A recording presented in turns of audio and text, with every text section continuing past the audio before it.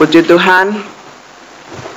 Bapak Ibu Saudara yang dikasihi Tuhan, kita masuk pada bulan Januari pada minggu yang keempat. Nah, di sini Bapak Ibu Saudara, kita melihat bahwa seringkali kita dikejutkan dengan suasana sekarang ini. Omikron, ya kan? COVID-19 Omikron yang sudah di Jakarta ini mulai naik sekitar 6.000 orang. Tetapi kita berdoa supaya mereka semua disembuhkan Tuhan. Dan Omikron ini supaya bisa dihentikan. Karena semuanya adalah yang pengendali itu adalah Tuhan. Kita melihat bahwa kita tadi menaikkan pujian, penyembahan kepada Tuhan. Kita adalah mengucap syukur. Kalau saudara datang ke tempat ini atau saudara di rumah-rumah mengadakan ibadah bersama ini, itu adalah ucapan syukur. Karena itu firman Tuhan pagi hari ini kita akan belajar, yaitu mengucap syukur. Temanya pada hari ini adalah mengucap syukur. Kita buka di dalam 1 Tesalonika 5 ayat 18. Ayat 18. Nah, ini bisa kita hafalkan saudara. Kita baca bersama-sama ya. 1 Tesalonika 5 ayat 18. Apabila Bapak Ibu Saudara sudah membukanya, kita baca bersama-sama hanya satu ayat. Nanti kita buka lagi dari ayat-ayat yang lain. Demikian firman Tuhan. Mengucap syukurlah dalam segala hal, sebab itulah yang dikehendaki Allah di dalam Kristus Yesus bagi kamu. Mari kita baca sekali lagi. Mengucap syukurlah dalam segala hal, sebab itulah yang dikehendaki Allah di dalam Kristus Yesus bagi kamu. Berbahagialah Bapak Ibu Saudara yang mendengarkan sabda Tuhan ini, bahkan yang melakukan firman Tuhan ini. Nah, kita belajar di mana mengucap syukur. Kalau mengucap syukur itu di dalam bahasa Yunani dikatakan eukaristeo. Nah, ini artinya apa? Give thanks, bahasa Inggrisnya ya. Atau lebih vulgar lagi, be thankful. Nah, kita kan ada pujian, give thanks ya. Mengucap syukur. Nah, ini apa kalau gitu? Kita harus mengucap syukur. Kita seringkali kalau kita mendapatkan sesuatu untuk mengucap syukur, give thanks, artinya bahasa Indonesia berterima kasih, maka itu sangat gampang. Oh, saya dapat juara 1 waktu naik kelas. Wah, itu mengucap syukur gampang, ya dah. Oh, terima kasih Tuhan, ya kan? Wah, kalau saudara pamannya waktu itu saya menabung di BRI tidak banyak, hanya sedikit.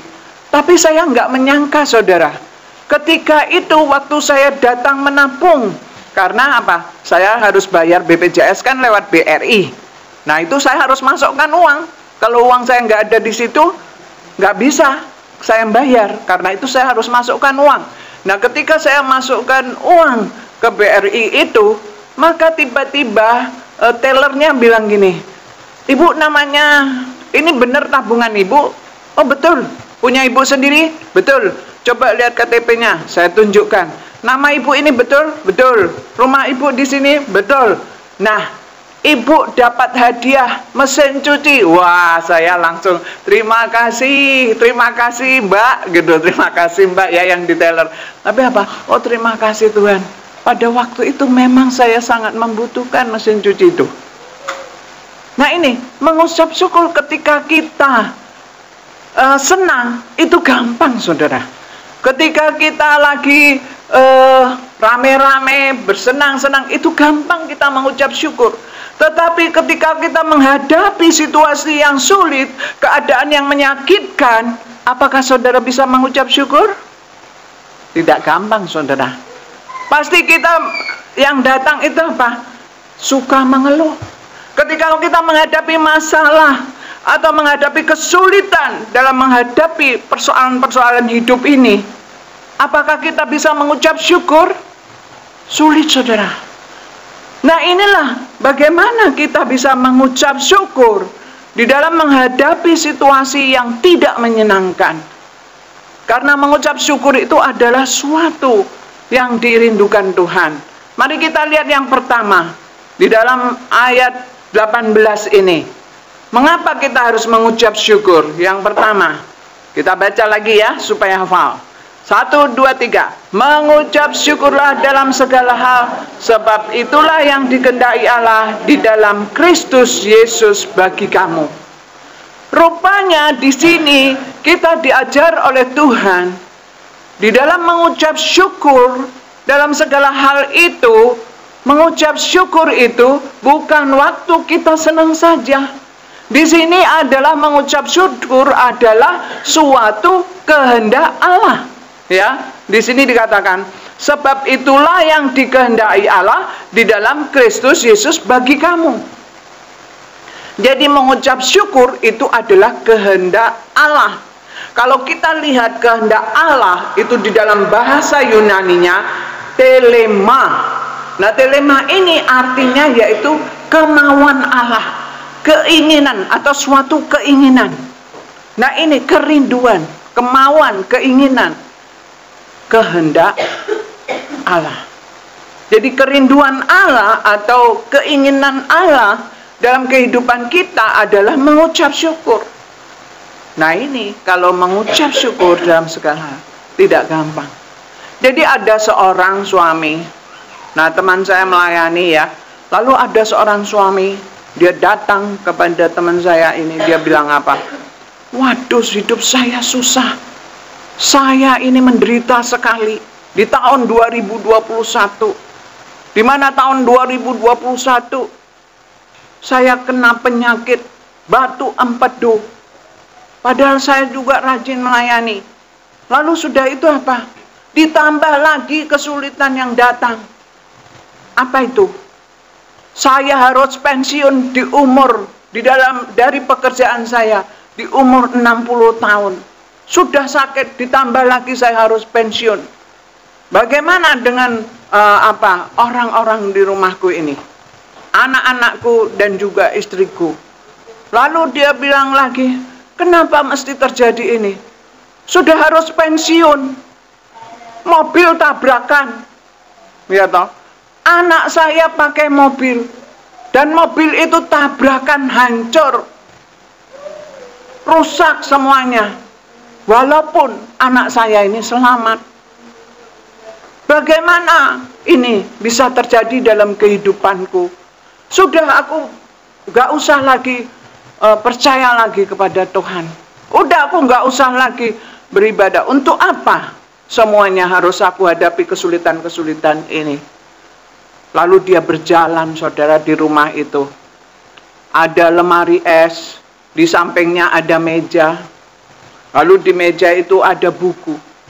Nah, buku itu dia lihat di mana istrinya kalau suka masak atau apa, ya dia tulis-tulis. Kalau lagi waktu senggang dia tulis. Iseng-iseng bapak ini, suami ini, dia ambil bukunya istrinya ini, buku harian daripada istrinya, lalu dibuka. Waktu dia buka, istrinya menulis di situ, aku mengucap syukur walaupun suamiku mengalami sakit batu empedu, tapi sekarang sudah mulai pulih, mulai sembuh. Aku mengucap syukur walaupun suamiku sudah dipensiun, tetapi tiap bulan aku masih mendapatkan uang pensiun dari suamiku ini. Dia tulis seperti itu, saudara. Terus dia bilang lagi, aku mengucap syukur walaupun betapa baiknya Tuhan, walaupun mobil rusak, hancur, tetapi anakku selamat. Betapa baiknya Tuhan dalam kehidupan keluargaku, katanya gitu. Suaminya di situ langsung bertobat, saudara. Rupanya di dalam mengucap syukur itu, di dalam kesulitan memang sangat sulit. Tetapi kalau kita mengucap syukur itu adalah yang dikehendaki Tuhan dalam kehidupan kita. Seperti contohnya ini tadi, seorang bapak. hidupnya makin susah. Kenapa? Tidak bisa mengucap syukur. Tapi kalau ketika kita mengucap syukur, kita pegang janji-janji Tuhan, maka berkat Tuhan kita terima. Karena di dalam mengucap syukur itu, maka Tuhan akan memberikan jalan keluar bagi persoalan-persoalan kita. Itu janji Tuhan. Ingat 1 Korintus 10 ayat 13. Pencobaan-pencobaan yang kamu alami adalah apa? Pencobaan biasa. Tidak apa? Tidak melebihi kekuatan manusia. Ketika engkau dicobai, Tuhan akan memberikan kekuatan serta apa? Jalan keluar. Sehingga kamu dapat menanggungnya. Kita diberi kekuatan untuk menanggung daripada persoalan hidup kita. Nah, inilah kalau kita mau mengucap syukur, maka ada jalan keluar, saudara. Di dalam pergumulan kita, bahwa Tuhan sanggup menolong hidup kita ketika kita mengucap syukur. Mungkin Bapak Ibu Saudara, saya sendiri, kalau dalam kesulitan, susah mengucap syukur. Betul enggak? Ini seperti bangsa Israel. Bangsa Israel sulit untuk mengucap syukur, di mana mereka diperbudak oleh bangsa Mesir. Musa membawa mereka keluar. Tetapi waktu di tepi laut, ya toh, Laut Merah, langsung apa yang terjadi bangsa Israel di situ? Dia bicara apa? Musa, kenapa engkau bawa kami ke sini?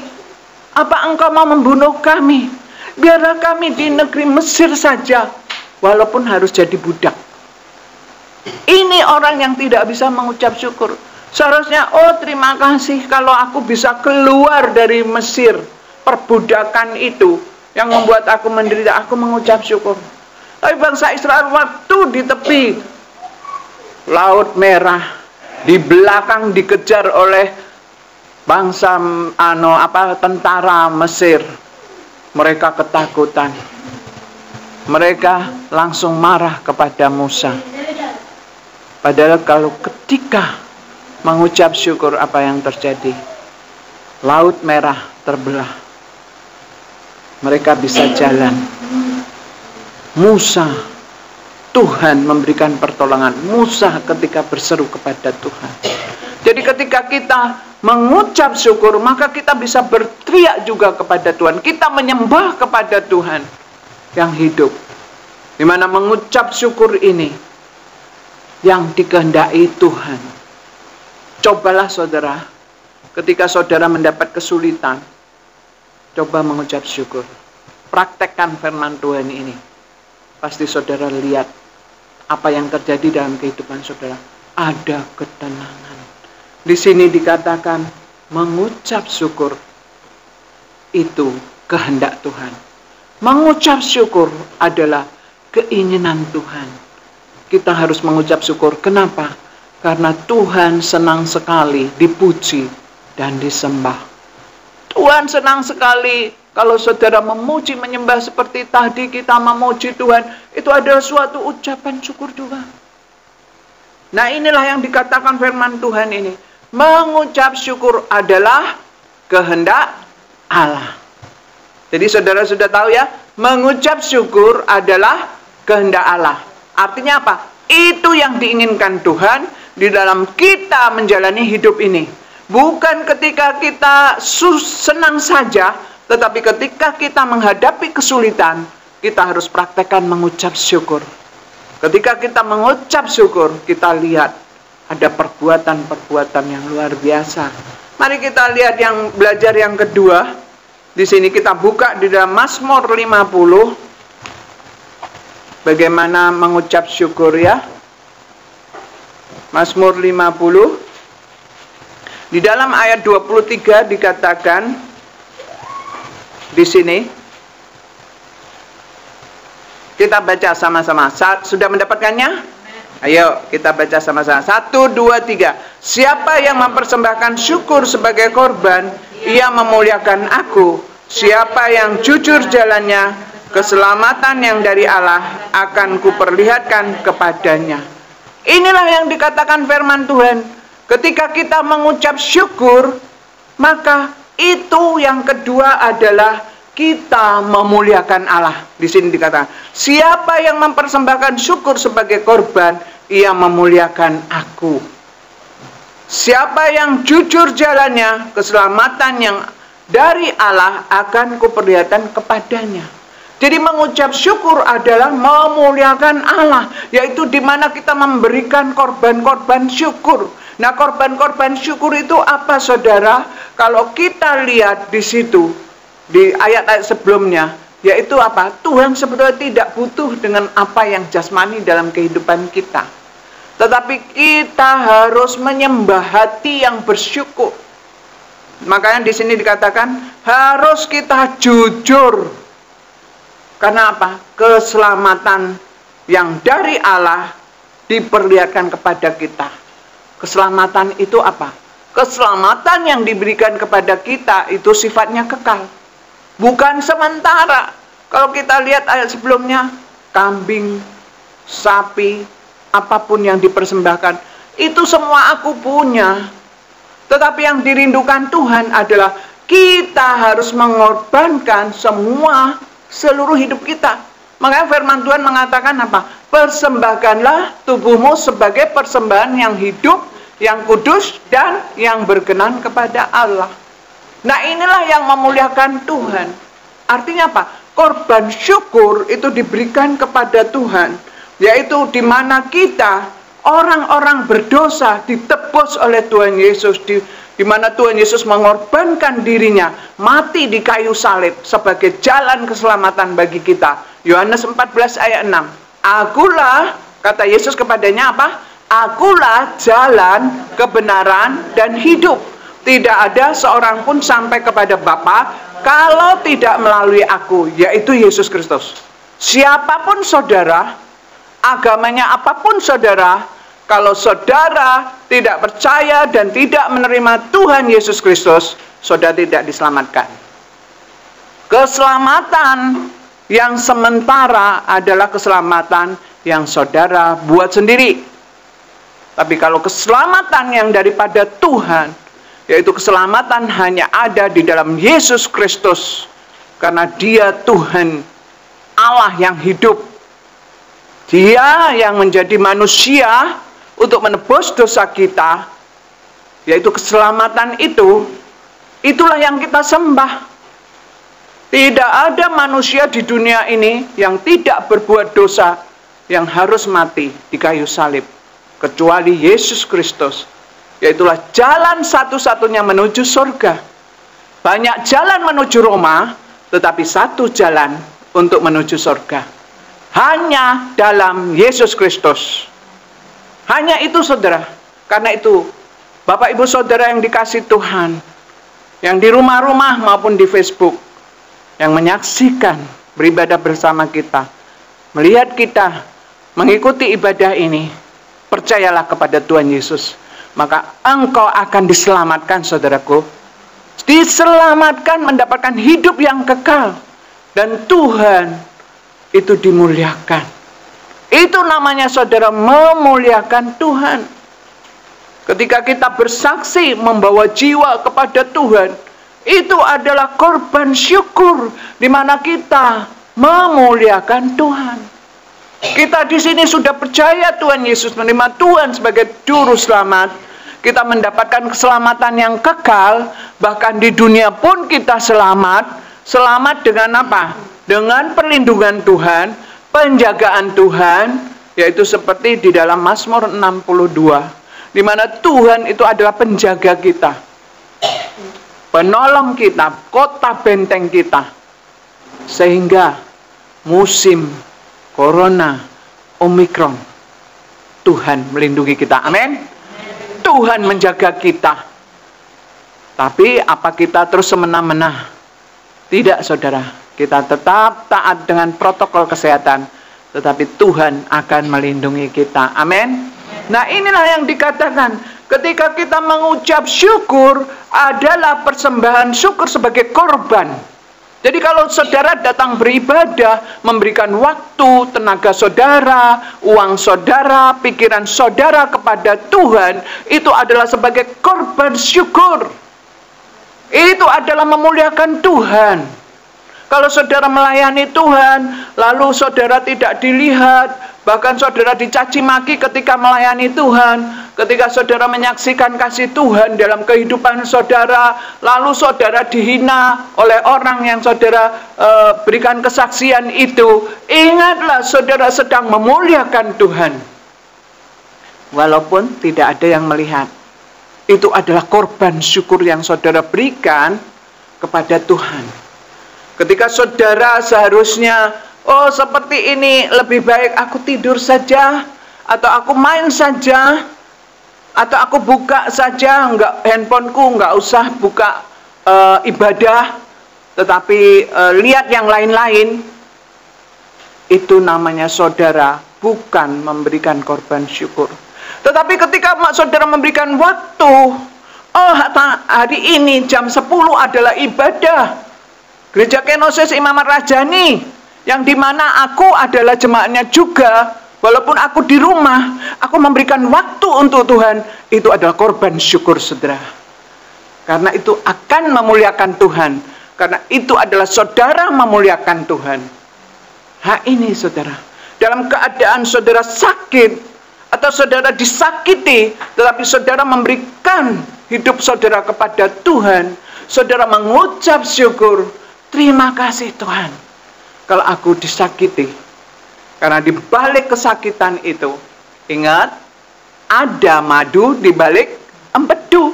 Nah ini, madu itu manis, tapi apa, empedu itu pahit. Cari madu di dalam empedu, buat saya itu tidak masuk akal. Betul? Tapi itulah di dalam Tuhan saudara. Yang tidak ada mustahil itu terjadi di dalam Tuhan. Kalau kita mau mengucap syukur sebagai korban syukur yang memuliakan Tuhan. Seperti firman Tuhan ini. Nanti saudara baca sendiri ayat pasal 50 ini, satu pasal itu. Itu bagus bagaimana orang fasik, bagaimana orang yang dipulihkan oleh Tuhan dan mendapatkan kebahagiaan daripada Tuhan. Ketika memberikan korban syukur yang benar, yaitu memuliakan Tuhan.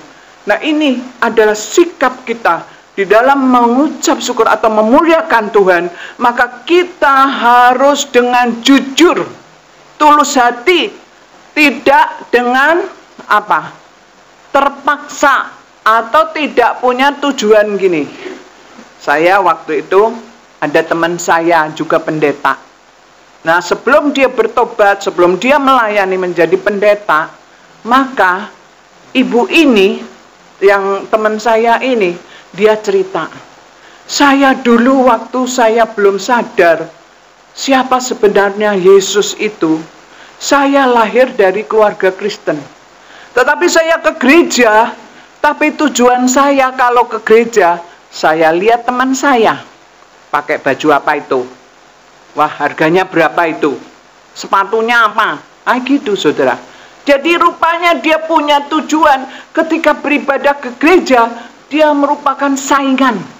Jadi katanya, kalau ada temennya itu, ada yang pakaiannya lebih bagus, lebih mahal dari dia, maka besok minggunya lagi dia berusaha untuk lebih bagus lagi dari itu. Karena dia kerja sebagai sekretaris. Waktu itu dia kerjaannya. Jadi dia melihat apa? Harus lebih dari temennya. Dia lihat itu di gereja, apa nggak capek saudara? Ya kan?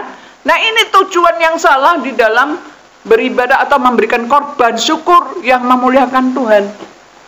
Tapi setelah, ini cerita dia, tapi setelah bertobat saudara, dia nggak lagi lihat sana sini pakai baju apa, oh sepatunya harga berapa, tasnya model apa, ya kan? Oh perhiasannya kayak apa. Kalau waktu itu orang ibadah, kalau gerejanya suka seperti itu kan, saudara tahu bagaimana itu, ya kan? Capek. Padahal orang yang diajak bersaing itu apa ngerti? Nggak ngerti kan? Dianya capek. Dia bilang, aku stres, aku capek. Tapi setelah bertobat, dia melayani Tuhan, maka dia tinggalkan semua. Inilah yang dikatakan mengucap syukur dengan hati yang jujur. Mengucap syukur, memberikan korban syukur dengan hati yang tulus. Itu adalah hati kita. Persembahkanlah tubuhmu sebagai, itu adalah ibadahmu yang sejati. Jadi bukan melihat penampilan, tetapi apa? Hati kita yang penuh syukur. Hati kita yang penuh memuliakan Tuhan. Punya tujuan, Tuhan, aku ingin menyenangkan Engkau. Seperti itu tadi, waktu pertama kan, hamba Tuhan yang memimpin pujian kata, aku ingin menyenangkan hati Tuhan. Kalau saudara datang ke sini ingin menyenangkan hati Tuhan sebagai apa? Korban syukur yang memuliakan Tuhan. Nah, inilah yang dikatakan di sini. Contohnya Ayub. Kita lihat di dalam Ayub 1 dikatakan apa itu? Ayub 1, mari kita buka Ayub 1. Ayub 1 di dalam ayat 21 dikatakan apa? Siapa yang sudah menemukannya? Ayo silahkan baca. Ayub 1. Ya, ayat 21. Silahkan. Ayub 1 ayat 21. Katanya, dengan telanjang aku keluar dari kandungan ibuku, dengan telanjang juga aku kembali ke dalamnya. Tuhan yang memberi, Tuhan yang mengambil, terpujilah nama Tuhan. Nah itu, terpujilah nama Tuhan. Tuhan yang mengambil, Dia yang memberi, Dia yang mengambil. Terpujilah Tuhan. Ayub dalam penderitaannya, dia tetap memuji Tuhan. Ayat 22 dikatakan apa itu? Coba silakan. Dalam kesemuanya itu, Ayub tidak berbuat dosa dan tidak menuduh Allah berbuat yang kurang patut. Nah ini, dia tidak pernah mengatakan Tuhan tidak baik. Dia tidak mengatakan bahwa Tuhan tidak benar. Tetapi dia mengatakan apa? Terpujilah Tuhan. Bahkan dia hanya mengatakan kepada istrinya, kamu seperti perempuan gila, hanya mau yang baik-baik saja yang dari Tuhan. Tetapi ketika penderitaan datang, kamu tidak bisa memuliakan Tuhan. Karena itu Ayub berkata, kalau aku lahir di kandung ibuku dan aku lahir dengan telanjang, maka aku pulang pun, aku mati pun dengan telanjang. Artinya apa? Kita nggak tahu lagi apa yang dilakukan oleh orang yang hidup kepada orang yang mati. Di situ dia katakan apa? Terpujilah Tuhan. Jadi di dalam penderitaannya dia bisa memuji Tuhan. Inilah adalah ucapan syukur yang memuliakan Tuhan. Inilah yang disukai oleh Tuhan. Dia tidak berbuat dosa. Mari kita lihat apa hasilnya ketika kita mengucap syukur, yaitu adalah kehendak Tuhan. Bahkan yang kedua, di mana kita mengucap syukur, itu adalah memuliakan Tuhan. Korban syukur yang kita berikan, korban syukur yang kita persembahkan kepada Tuhan, itu adalah memuliakan Tuhan, bukan untuk menyogok Tuhan. Emang Tuhan bisa disogok? Gak bisa, saudara. Tuhan tahu hati saudara. Dikatakan ketika kita mengucap syukur memuliakan Tuhan dengan hati yang tulus dan jujur, maka hasilnya kita lihat di dalam Kolose 3. Kolose 3 ayat 17. Dikatakan apa itu? Kolose 3 ayat 17.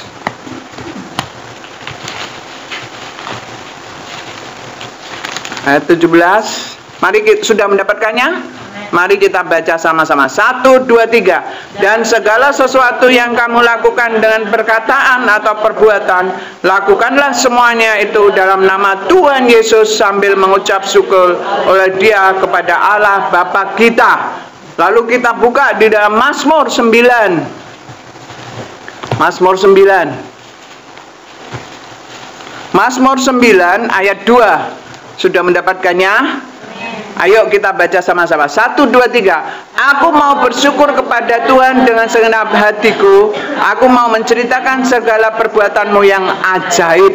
Nah ini, ketika kita melakukan ucapan syukur itu, bahwa di sini dikatakan firman Tuhan ini, segala sesuatu yang kamu lakukan perkataan ataupun perbuatan, lakukannya semuanya itu dalam nama siapa? Tuhan Yesus Kristus. Itu suatu ucapan syukur. Maka terjadi mujizat-mujizat, saudara. Saudara di sini pasti banyak yang sudah mengalami mujizat. Nah ini karena apa? Dilakukan di dalam Tuhan Yesus Kristus. Kita mengucap syukur bukan dengan sungut-sungut. Kata Tuhan mengucap syukur, iya Tuhan mengucap syukur. Tapi, kalau, ya toh? Jangan saudara, jangan hitung-hitungan sama Tuhan. Jangan kalau senang saja. Tetapi dalam segala hal mengucap syukur. Di sini dikatakan dalam perkataan maupun perbuatan kita lakukan semua di dalam nama Tuhan Yesus. Itu sambil mengucap syukur oleh Dia kepada Allah Bapa kita, mujizat terjadi. Bahkan di dalam Mazmur 9 ini dikatakan di sini, aku mau bersyukur kepada Tuhan dengan segenap hatiku. Aku mau menceritakan segala perbuatanmu yang ajaib. Yang ajaib itu berarti apa? Di luar kemampuan manusia. Ajaib, tahu nggak? Kan ada orang main sulap, betul nggak? Kalau main sulap itu ajaib nggak? Ajaib, tapi buatan manusia, betul nggak? Bisa kita ditipu. Tapi kalau Tuhan yang ajaib, tidak main tipu-tipu, tidak main lawannya setan. Bahkan ketika kita mengucap syukur itu memutuskan tujuan iblis. Tujuan iblis yang berniat jahat kepada kita itu dibatalkan karena kita mengucap syukur, memuliakan Tuhan. Iblis lari dari kita, saudara. Itulah mujizat terjadi. Sehingga ketika kita ada pergumulan, pertolongan Tuhan diberikan kepada kita, maka mujizat-mujizat itu terjadi. Seperti Hana ketika menangis, tapi setelah itu Tuhan membuat di dalam air mata itu ditampung dalam kirbat Tuhan. Ketika dia mengucap syukur, berkat-berkat melimpah. Elizabeth, dia mengucap syukur, mujizat terjadi. Maria, dia berkata, aku ini hamba Tuhan, jadilah kehendak-Mu. Jadilah kehendak-Mu. Kehendak Tuhan kita mengucap syukur. Ketika mengucap syukur, keajaiban terjadi. Kita bisa menceritakan itu keajaiban. Pamannya kita disembuhkan dari sakit karena kita mengucap syukur.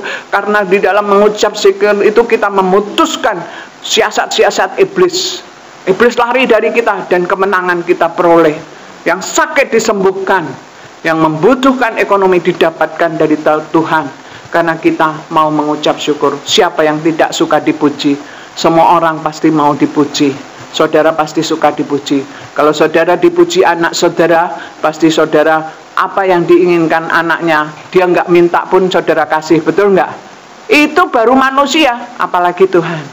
Mari kita hidup menjalani selanjutnya di tahun 2022 ini. Biarlah kita belajar seperti istri itu tadi. Selalu mengucap syukur, ada keajaiban Tuhan. Selalu mengucap syukur, itu adalah kehendak Tuhan. Dan itu adalah memuliakan Tuhan. Berkat kita terima, kemenangan kita terima, mujizat kita terima. Dan itu kita menjadi kesaksian bagi banyak orang. Amin. Mari kita berdoa.